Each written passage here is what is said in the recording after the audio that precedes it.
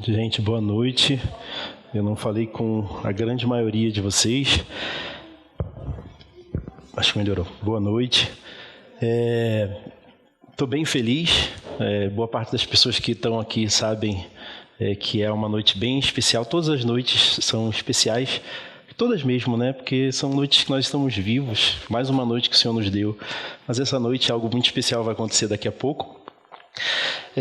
Esse mês a gente está falando sobre esperança. E junto disso a gente está falando sobre medo. Eu queria fazer uma pergunta para vocês. Vocês têm medo? Tem medo? Alguns responderam com muita facilidade, né? As crianças e os adolescentes também responderam com muita facilidade. Os adolescentes... Eu também sou adolescente, eu tenho medo. Eu tenho medo, gente. Eu tenho medo, tenho alguns medos, né? Alguns deles o André sabe, outros os meus irmãos sabem, alguns só o terapeuta sabe, não conto para ninguém. Eu não sou doido. Bem escondido. Medo é uma coisa estranha, né? Às vezes ele é bem lógico e racional, adequado mesmo, né? Por exemplo, se a gente está passando numa parte da cidade e ela é bem perigosa, é bem adequado que a gente fique com medo, né? É natural e até aconselhável que o nosso corpo e a nossa mente responda com medo. Se a gente está, por exemplo, num lugar alto, e a não ser que a gente seja uma daquelas pessoas com a habilidade de não sentir nenhum medo de altura, são bem poucas, é bem adequado que a gente também tenha medo e vá caminhando com bastante cuidado. Se a gente está, por exemplo, num lugar na selva, a gente sabe que tem ali cobra ou coisa assim, a gente tem que ficar com medo, né? E não significa estar paralisado diante do medo, mas o medo ajuda a gente a ficar precavido. E esses medos são bem adequados, lógicos, racionais. Entretanto, há outros medos que não são muito racionais assim, né? Esses que eu falo com o terapeuta, por exemplo, e alguns que eu falo com amigos, eles às vezes falam para mim, cara, mas por que você está com medo disso? É tão óbvio que isso não vai acontecer na sua vida. E independentemente dos argumentos que eles usam comigo para me convencer de que aquele medo não tem razão nenhuma, aqueles argumentos não conseguem vencer o meu medo. Mas existe uma pessoa que vence todos os medos. Absolutamente. Sejam eles quais forem. Físicos, espirituais, na alma, no coração, na cabeça. Queria que você abrisse a sua Bíblia ou lesse comigo Atos, capítulo 9, do verso 3 até o 9. Atos 9, do 3 ao 9. Diz o seguinte o texto lá, ó. Enquanto seguia pelo caminho, ao aproximar-se de Damasco, subitamente uma luz do céu brilhou ao seu redor. E ele caiu por terra e ouviu uma voz que lhe dizia: Saulo, Saulo, por que você me persegue? E ele perguntou: Senhor, quem é você? E a resposta foi: Eu sou Jesus, a quem você persegue. Mas levante-se e entre na cidade, onde lhe dirão o que você deve fazer. Os homens que viajavam com Saulo pararam emudecidos, ouvindo a voz, mas não vendo ninguém. Então Saulo se levantou do chão e, abrindo os olhos, nada podia ver. E, guiado pela mão, levaram-no para Damasco. Esteve 3 dias sem comer, durante os quais, 3 dias sem ver, durante os quais nada comeu nem bebeu. Vamos orar. Jesus, amado Jesus, a gente veio aqui ouvir o Senhor. A gente veio aqui se encontrar com o Senhor. A gente quer pedir, de verdade, se encontra com o nosso coração, ou continua se encontrando com Ele, porque o Senhor já falou um bocado pelas louvores e pelas orações aqui. Continua se encontrando com o nosso coração essa noite. Aí está a vida que lança fora todo medo, Senhor. Deixa os nossos ouvidos ouvirem o Senhor, é o que a gente pede. E a gente pede isso, Jesus, no seu nome mesmo. Amém. Gente, a história, vocês perceberam que ela começa, o texto começa, parece que meio cortado, né? Ele já vai em algo que está acontecendo. Enquanto seguia pelo caminho, né? E aí lá depois a gente vai ver quem é que está seguindo pelo caminho e o que está acontecendo. Essa história, na verdade, ela começa bem bacana mesmo, alguns capítulos antes do livro em que ela está registrada, do livro de Atos dos Apóstolos, lá no Novo Testamento. E ela começa, na verdade, com um momento em que a igreja lá de Jerusalém, a igreja do primeiro século, ela decide escolher alguns homens para separar, para serem diáconos da igreja. Então, havia bastante trabalho, como em toda a igreja, há bastante trabalho, e aí os apóstolos precisavam se concentrar em orar e ler a Escritura, porque eles falavam depois, pregavam depois e cuidavam da vida espiritual da igreja. Eles precisavam que alguns homens cuidassem das outras partes que a igreja precisava. Então chegava mantimentos e eles precisavam que algumas pessoas conseguissem separar esses mantimentos e dividir entre as famílias adequadamente. Alguns homens foram escolhidos para que isso acontecesse. Entre esses homens, um homem chamado Estevão.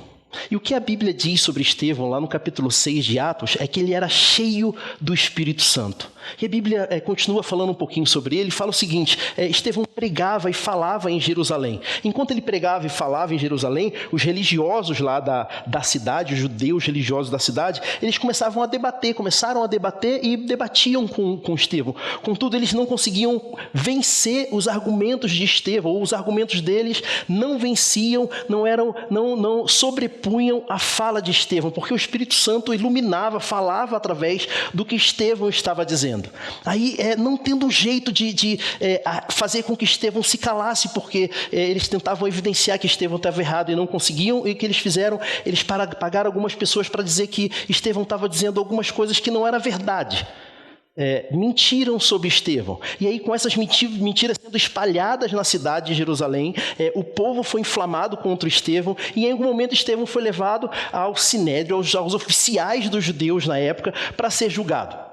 Nesse julgamento, Estevão tem um momento em que ele pode se defender. E aí, o capítulo 7, se eu não me engano, de Atos, ele é toda a declaração da defesa de Estevão. E o que o Estevão faz, basicamente, é expor, de Gênesis até o final do Antigo Testamento, que tudo que ali estava apontava para Jesus Cristo de Nazaré. Ele acaba de fazer isso, contar toda a história de Israel, mostrando, olha, isso fala sobre Jesus, isso fala sobre Jesus, isso era para apontar Jesus Cristo. E ao final da sua fala, ele estava lidando com os judeus e com acusações que não era verdade. Eles queriam condenar Estevão, e eles condenam Estevão. Estevão é condenado e ali mesmo apedrejado. Durante o seu apedrejamento, antes de morrer, Estevão olha para o céu, vê os céus abertos, e do lado do trono do Pai, ele vê o Filho do Homem de pé. É a última visão daquele homem que seria o primeiro cristão a morrer pela fé, o primeiro mártir da igreja. Estevão cai, e ele cai aos pés de um homem chamado Saulo de Tarso. Saulo, após isso, começa a perseguir intensamente, ou muito mais intensamente, a igreja, e o que a Bíblia descreve, o que o livro de Atos descreve, é que ele sai dali e começa a perseguir a igreja, as pessoas nas casas, nas ruas, pegar essas pessoas, aprisionar elas. Todos os que se declaravam cristãos eram perseguidos e aprisionados por Paulo. Não satisfeito, porque depois dessa grande perseguição que teve em Jerusalém, os cristãos se espalharam na Judéia e foram se espalhando, fugindo da perseguição que estava acontecendo lá. Paulo não se deu por satisfeito e foi até o sinédrio, aos oficiais, e pediu carta para que ele pudesse sair da cidade de Jerusalém e em outras cidades perseguir os cristãos que estavam fugindo para lá. Recebeu as cartas que ele queria, e a primeira cidade para onde ele foi Damasco. E ele vai até Damasco, e no caminho para Damasco algo acontece com ele. Entretanto, eu quero parar a nossa história aqui e perguntar para você, o que será que motivava tão grandemente Saulo? Por que ele estava com tanta motivação assim? Por que tanta raiva? Por que tanta angústia? Por que tanta vontade de perseguir e subjugar aquelas pessoas? Paulo tinha algumas certezas. Paulo tinha algumas compreensões de quem era Deus, e essas compreensões estavam muito distantes daquilo que os cristãos afirmavam sobre o que ele sabia sobre Deus. Por exemplo, Paulo sabia que Deus não poderia ser um homem, e o que os cristãos diziam? Que Jesus Cristo de Nazaré era Deus. Paulo sabia que o Messias, quando viesse, ele libertaria o povo de Israel, o povo do qual ele fazia parte, do jugo de qualquer outro povo. E naquela época, o povo de Israel estava sob o jugo do Império Romano. E o que aconteceu é que, dias antes, Jesus havia morrido. Era impossível que ele fosse o Messias. O Messias, ele instauraria um reino próspero em Israel que duraria para sempre. E isso não aconteceu durante o período da vida de Jesus. Jesus não promoveu essa realidade.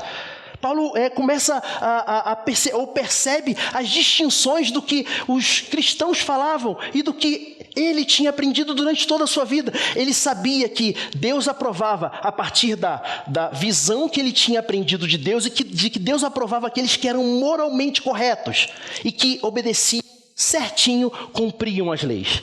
Ele sabia que Deus aprovava quem ele era e quem ele queria ser, e reprovava aqueles que ele, Saulo, também reprovava. Paulo tinha motivações intensas no coração dele a partir daquele que ele compreendia que era Deus. Eu quero dizer para vocês que eu entendo um pouquinho Paulo, ou que eu tento ser gracioso quando eu leio sobre personagens na Bíblia. E na verdade é muito bom que a gente pense ou leia a Bíblia. Um grande pregador, né, da história disse que, olha, é bom que a gente leia a Bíblia contra a gente. E aí, normalmente, quando a gente está lendo a Bíblia, as histórias a gente lê assim, o mocinho a gente se identifica mais e, poxa vida, tadinho dele, a gente parece que é mais próximo do mocinho do que de quem está sofrendo, e a pessoa que é o malvado, a gente não se identifica tanto, mas a realidade é que a gente é muito parecido com Saulo, no sentido de que nós também criamos deuses ou imagem de Deus a partir de nós mesmos, ou do nosso coração. A nossa sociedade faz isso com muita facilidade. Por exemplo, é muito adequado, é muito normal que a sociedade pós-moderna, essa que nós vivemos, pense em Deus como um espírito de amor que acolhe todo mundo. Todo mundo. Também é muito adequado que a gente, se a gente conversar com alguém um pouco mais velho, por exemplo, a minha avó ou alguém assim, essa pessoa vai dar uma ideia de Deus, ou ter uma ideia de Deus, que é alguém que vai esmagar aqueles que não obedecem, aqueles que não são bons. São ideias muito comuns entre nós. E aí eu fico com um pouco de preocupação. E eu fico me perguntando quantas vezes nós viemos aqui, ou os cristãos vão nas suas comunidades de fé, fecham os seus olhos, levantam as suas mãos e adoram o Deus, não o Deus da Escritura, mas um Deus criado a partir do seu próprio coração, a partir da sua própria personalidade, a partir do que ele aprendeu com seus pais, com a sociedade, com a história, com a cultura, que deveria ser Deus. Mas isso de criar um Deus ou uma ideia sobre Deus não é uma coisa somente dos cristãos. Pessoas que não vão à igreja, eles têm uma ideia, inclusive, sobre como deve ser o Deus cristão. E é muito parecida com essa. Não, peraí, olha, Deus é massa. Ele é amor. Esse negócio aí de muita regra, de muita coisa, do que você está falando, isso não tem nada a ver. Deus não vai fazer isso. Deus é amor. Ou também alguém mais antigo, mais com a mente moderna, mais antiga, ele vai dizer o seguinte, olha, Deus é justiça. E ele vai julgar no final. E aí essa pessoa, ela vive tentando fazer coisas boas para equilibrar no final do julgamento de Deus. E quando eu vou tentar fazer o máximo de coisas boas possíveis para equilibrar. E na hora do julgamento, Deus vai olhar e falar assim, eu fui mais bonzinho do que malvado. E aí ele vai me aprovar. Nós fazemos isso muito comumente. A grande realidade é que um Deus criado a partir de mim mesmo pode me consolar e me abençoar tanto quanto uma roupa feita sob medida para mim. Eu me formei na escola militar, e aí quando eu vim de uma família, minha família é muito simples, né? E eu tenho muita alegria e muito orgulho de toda a história da minha família, mas é uma família muito simples, então eu nunca tive nenhuma roupa feita sob medida para mim, até que eu me formasse lá na escola militar. E aí quando eu me formei lá na escola, gente, eu passei 1 ano e meio pagando o enxoval, né? De toda a farda e tudo mais, você vai parcelando e tal, sobrava nada daquele salário de R$230 para mim na época, mas o legal é que eu, no final do curso, né, antes da formatura, eu fui colocar a farda de formatura, é uma fardona bem bonita, e aí eu lembro que eu coloquei a calça assim, e eu nunca tinha colocado alguma coisa feita sob medida para mim, eu falei, mano, que maneiro que é isso! O troço vestia certinho, encaixava no corpo de um jeito. Eu falei, cara, isso é muito legal. E aí eu era bem magrinho, e assim, aí a camisa ficou certinha, assim. E aí todas as minhas camisas sociais eram sempre mais folgadas e tudo mais. Não tinha era certinho nada. Não tinha esse negócio de slim, né? Era o troço que você conseguia pegar, velho. E aí, no preço que você conseguisse também, né? E aí, cara, aquela farda tava... Eu nem sabia que uma roupa podia ficar tão certinho no corpo. Ai, Jesus, que engraçado. E aí... Aí, gente, essa farda, ela me deixou muito confortável. Ela me deixou muito feliz. Mas era o máximo que ela podia fazer por mim. Ela não conseguia me ajudar nos meus próximos dias, quando eu chegasse aqui em Curitiba e fosse lidar com os desafios de aprender as coisas complexas da profissão que eu escolhi exercer. Ela não conseguiu me ajudar a lidar com as demandas dos relacionamentos do meu trabalho e com o meu coração bastante rebelde, tendo que lidar com os meus superiores hierárquicos, não querendo se submeter a eles. Ela não conseguiu fazer nada por mim quando as tentações da vida sozinho, longe de casa, se ofereceram e se apresentaram para mim. Menos ainda, ela podia ajudar o Rodrigo sozinho, aos domingos à noite, depois de um fim de semana de festa. Quando ninguém viria, quando a solidão tivesse junto comigo me esperando acabar o Fantástico. Era eu, a televisão e a minha farda no guarda-roupa, sem nada poder fazer. É exatamente isso que um Deus criado pode fazer por você. É exatamente isso que um Deus criado a partir da sua personalidade ou do seu coração pode fazer por você. Ele pode até te deixar um pouco confortável em algum momento. Talvez te deixar um pouco feliz. Entretanto, ele não vai conseguir fazer nada para além disso.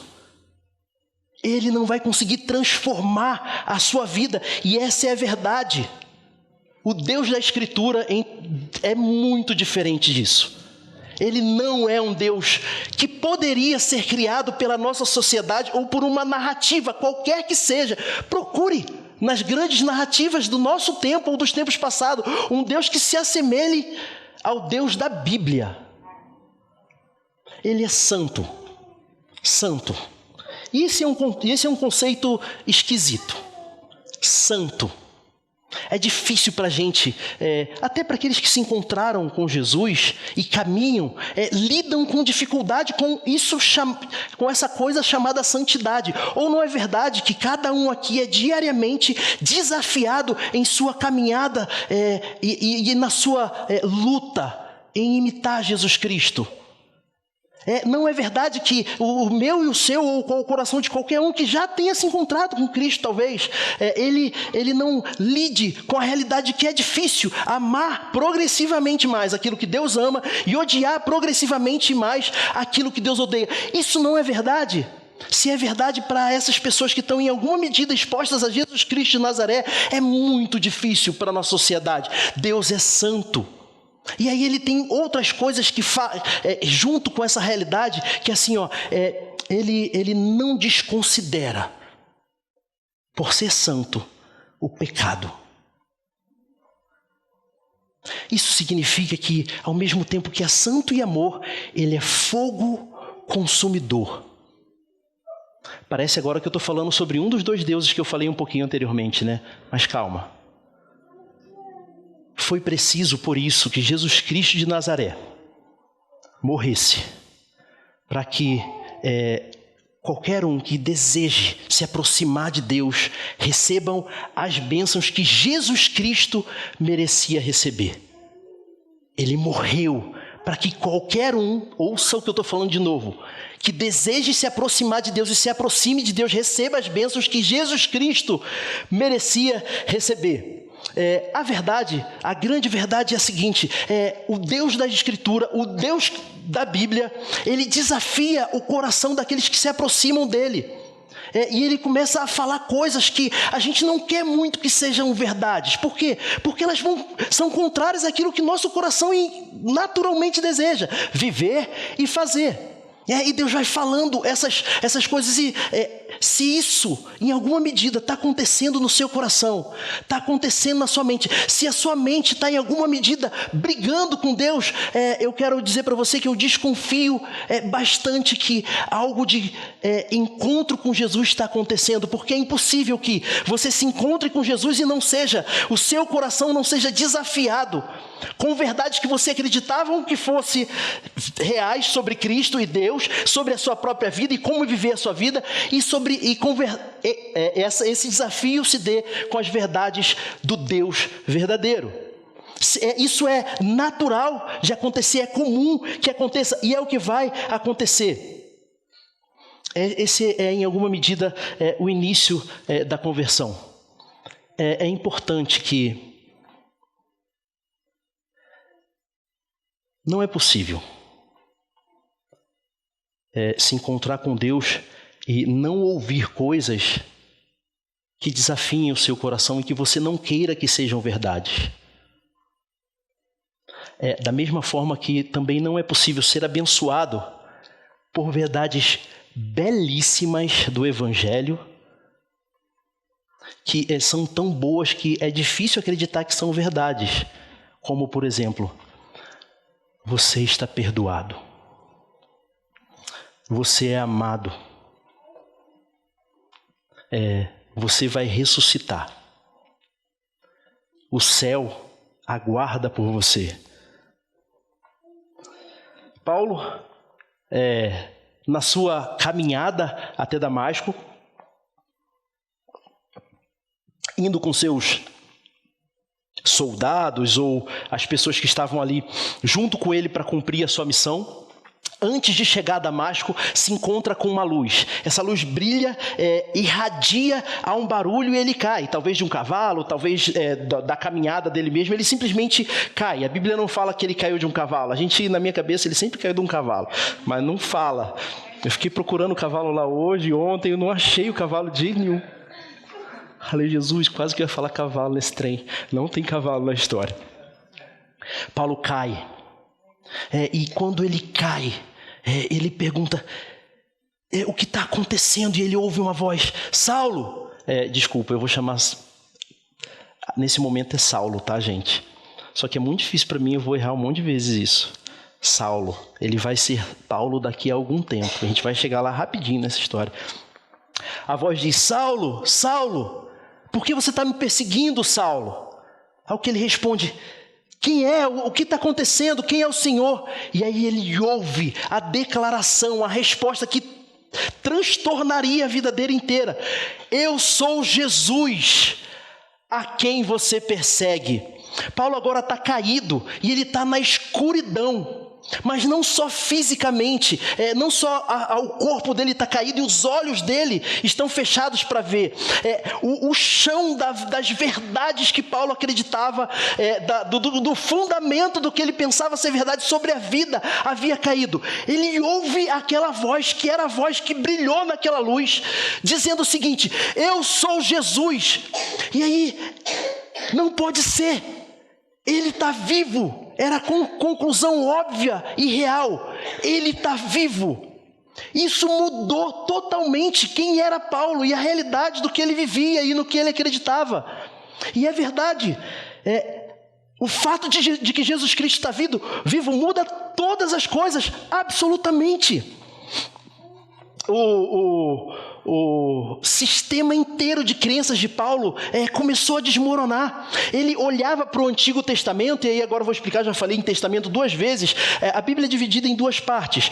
O Antigo Testamento vai de Gênesis até um livro chamado Malaquias. E aí o Novo Testamento começa do Evangelho de Mateus até Apocalipse. Só que na época de Paulo eles só tinham escrito de Gênesis até Malaquias. Não tinha nada antes, não tinha nada depois.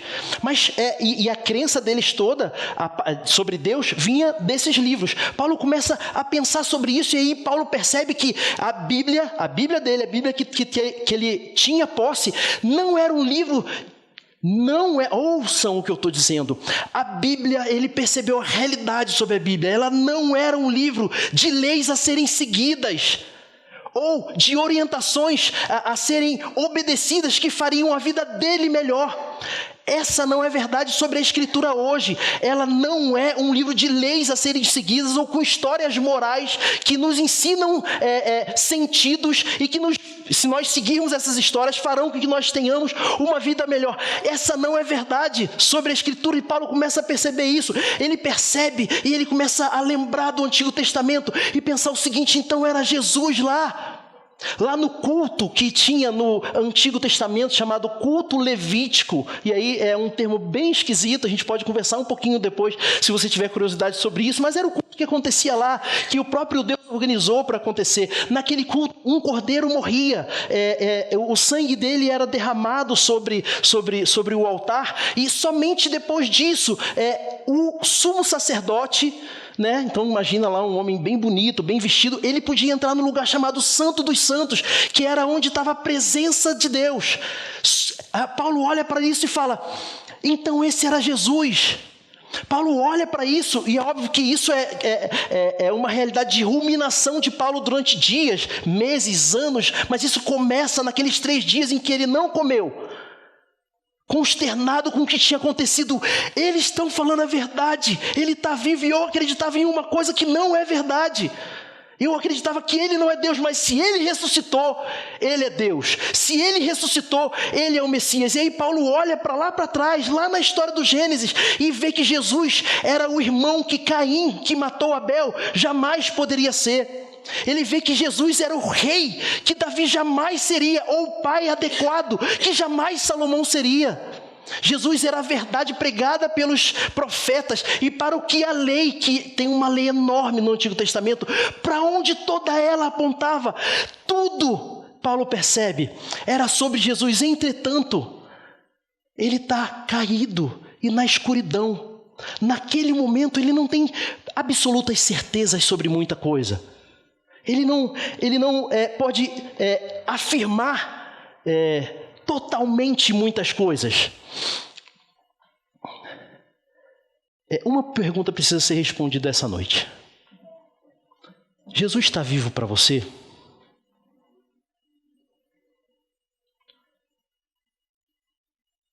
Jesus está vivo? Porque se isso é verdade, tudo o que ele falou sobre ele e tudo o que falaram sobre ele é também verdade. Então, de fato, ele é o Cordeiro Santo, como João Batista certa vez apontou: eis o Cordeiro Santo que tira o pecado do mundo. E essa declaração traz sobre si a realidade que existe um pecado no mundo. Então significa que eu e você temos pecado. Se isso é verdade, eu e você precisamos de um Salvador, porque não conseguimos vencer os pecados, menos ainda pagar pelos nossos pecados. Nem milhares de vidas vividas pelo Rodrigo, sacrificadas pelos pecados de uma só vida do Rodrigo, seriam suficientes. Sabe por quê?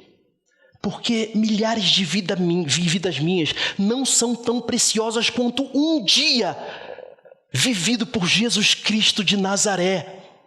Ele é incomparável, ele é o próprio Deus, se colocando e se oferecendo no lugar de um homem como eu.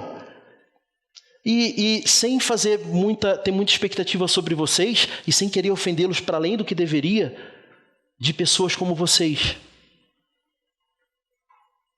Ele morreu por vocês. Nós precisamos de um Salvador. é verdade também o que o próprio Jesus diz sobre ele: eu sou o caminho, eu sou o caminho, a verdade e a vida. Ninguém vem ao Pai senão por mim.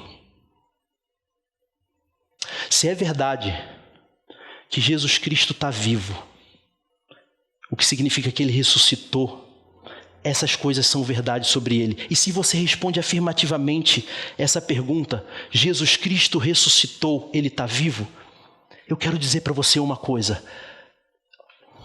Novamente, ouça o que eu estou falando. Faça termos de paz com ele. Faça termos de paz com ele. Essa noite ainda. Sabe por quê? Porque hoje a porta da graça se abre para você se encontrar com Jesus Cristo de Nazaré. Entretanto, ou na sua morte, ou no retorno dele, ele não virá dessa forma. Ele virá subjugar aqueles que não fizeram termos de paz com ele. Eis aí uma verdade sobre o Deus da Bíblia que nós não gostamos que seja dita, ou que seja de fato verdade. Mas isso é verdade sobre Jesus Cristo de Nazaré. Se você responde afirmativamente, Jesus está vivo, o que significa que ele é Deus, o que significa que ele é o Salvador, eu convido você, faça termos de paz com ele hoje.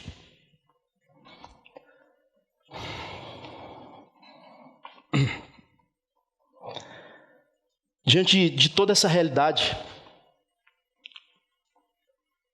se é verdade que Jesus está vivo, e independente da sua... Eu estou perguntando para você porque é importante que você responda, pessoalmente nesse caso. Mas essa verdade não... Sem querer ofender você também, se você não crê nisso, mas essa verdade não depende se você crê ou não. Ele está vivo. Se ele está vivo, a única resposta adequada para ele é a mesma resposta que Paulo deu. Senhor, o que queres que eu faça? O que queres que eu faça? A Bíblia narra alguns encontros.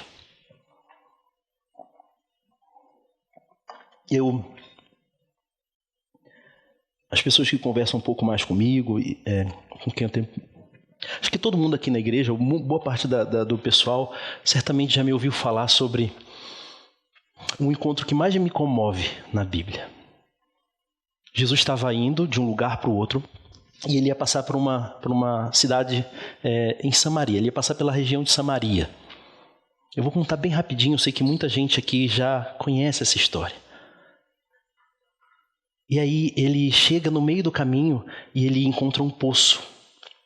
Nesse poço ele fala para os apóstolos, os discípulos dele na época: vão lá na cidade, peguem um mantimento, a gente vai seguir viagem. E aí Jesus, ele senta e espera, e ouve, e espera uma mulher. Essa mulher chega e começa a conversar com ele, e Jesus começa a falar com ela. Ela fala o seguinte: poxa, por que você está falando comigo? Você é homem, é judeu nós não deveríamos falar. E eles começam a se falar. Ela chega ali cheia de certezas, tal como Paulo, sobre Deus. Ela chega cheia de verdades, tal como Paulo, sobre Deus. E ela fala o seguinte: olha, eles começam a conversar sobre coisas bem difíceis, e certamente se eu estivesse no lugar dela eu também não entenderia o que Jesus estava falando para ela, de verdade. E aí ela fala o seguinte: olha as certezas dela sobre Deus. Virá alguém que vai explicar para a gente essas coisas que você está falando. E aí Jesus fala para ela uma coisa belíssima, da mesma forma que fez com Paulo. Ela também estava no escuro do medo, da marginalização por causa dos seus pecados. Jesus em algum momento fala para ela assim: você teve 5 maridos, teve 5 homens na sua vida, mas nenhum deles foi um marido seu, nem mesmo esse. O que evidenciava, Jesus conhecia aquela mulher. E depois de toda essa conversa, Jesus vira para ela e fala o seguinte, em outras palavras: sou eu sou Jesus. As pessoas que me conhecem, se fossem comparar a história de Paulo com a história dessa mulher, que seria menos cumpridora de regras, elas falariam assim: Rodrigo, falariam para vocês, o Rodrigo é muito mais parecido com Paulo. o Jesus que me encontrou no meu poço, ele sabe que eu sou muito mais parecido com essa mulher. Ele sabe. E é tão fantástico ter ouvido ele falar assim, em algum momento da minha vida, eu sou Jesus. Eu quero orar. Eu oro aqui. Se você não ouviu isso ainda, e se você não caminhou na direção dele, para que você perceba que hoje, muito provavelmente, é um dia em que esse encontro pode acontecer na sua vida, porque hoje ele está dizendo para você, eu sou Jesus. Rodrigo, mas aí você falou sobre termos de paz, e o que é isso? Os termos de paz são o seguinte, Senhor, o Senhor sabe que a minha vida não se encaixa nessa coisa toda que os crentes falam. Eu nem entendo muito bem parecido com Paulo, mas Jesus, o que eu sei é que assim, eu sou bem pecador, Jesus. Eu sou bem pecador e eu preciso de salvação. E o que a Bíblia diz é que o Senhor é o Salvador, por isso eu quero pedir ao Senhor, me salva. Esses são os termos de paz com Ele. Que o Senhor abençoe a nossa vida, salvando a gente do medo de viver uma vida acreditando em deuses ou num Deus ou numa expressão de Deus que não é o Deus de verdade. Ela não pode salvar. Que Jesus se encontre com você e comigo todos os dias, de verdade. E esse encontro produza no seu e no meu coração a paz belíssima de ter a seguinte fala de Deus para mim e para você. Você se sente indigno? Você não é. Você se sente culpado? E aí eu encerro. A culpa de tudo que você fez é do meu filho. Não é bom, parece até injusto, né? Mas é libertador para mim. É libertador para mim. Que o Senhor se encontre com o nosso coração todos os dias e revele quem Ele é. E faça a coisa bonita que aconteceu com Paulo. Essa passagem, ela não é sobre como se converter. O que significa isso, Rodrigo? Não significa que você pode falar assim, olha, então eu só vou acreditar se Jesus aparecer num brilho de luz massa pra caramba, fizer maior barulhão, e eu ficar cego, e depois vir orar por mim, essa passagem não é sobre isso. Eu não sei como vai ser o seu encontro. Eu não sei como está sendo, eu espero, o seu encontro. Talvez seja como o de Paulo, é muito raro, mas pode ser. Talvez seja como o da mulher, talvez seja parecido com o meu, ou muito diferente. Eu ouvi uma história esses dias bem bonita sobre um encontro muito simples e poderoso com Jesus Cristo. Essa passagem não é sobre como se encontrar com Jesus. Essa passagem é sobre o que acontece quando alguém se encontra com Ele. Esse homem que perseguia e consentia com a morte de cristãos passou a ser chamado de Paulo, o apóstolo Paulo. A maior parte do Novo Testamento é escrita por ele. Ele pregou e falou sobre o que tinha acontecido na vida dele por várias cidades da região onde ele morava. Essa passagem é sobre vida transformada. O encontro com Jesus é sobre vida transformada. Vamos orar? Jesus,